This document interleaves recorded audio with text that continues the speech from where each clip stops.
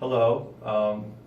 My econ students have asked me to comment on the question about out-of-state college tuition, and they've sent me a couple of articles to review, which I thought were very interesting.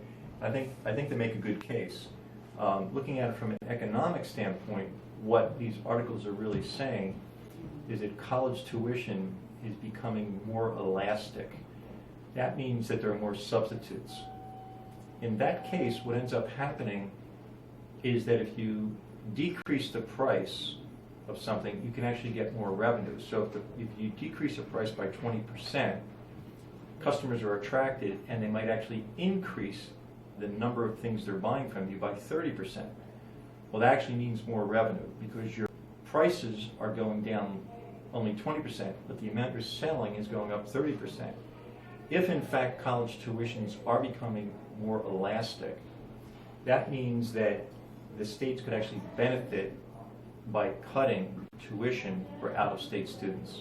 In fact, you could argue they could benefit by cutting it for in-state students as well, but that disparity is pretty significant. Sometimes it would be 2 to 3 times more expensive for out-of-state students. So that's the first thing. The second thing is that someone could argue that the state's residents are paying the taxes for the school, and therefore their children should get the break. And there's a couple of things that fly in the face of that. One is that increasingly state universities are getting they're getting far less state education, state funding than they got years ago. So taxpayers are really funding a smaller and smaller portion of state university budgets.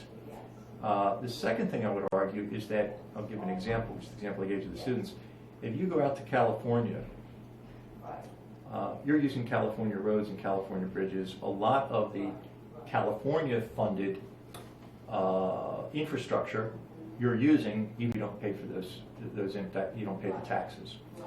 You could argue the same thing should exist in any other state with respect to higher education. The third point I would make is it could actually be of economic benefit to a state to attract out-of-state students.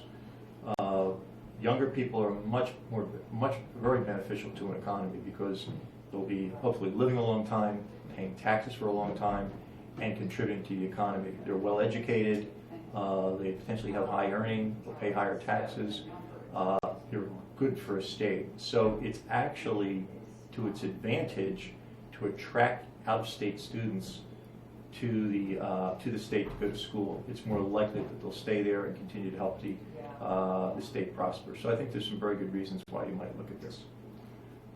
Is that really what you're looking for? Yeah. Good.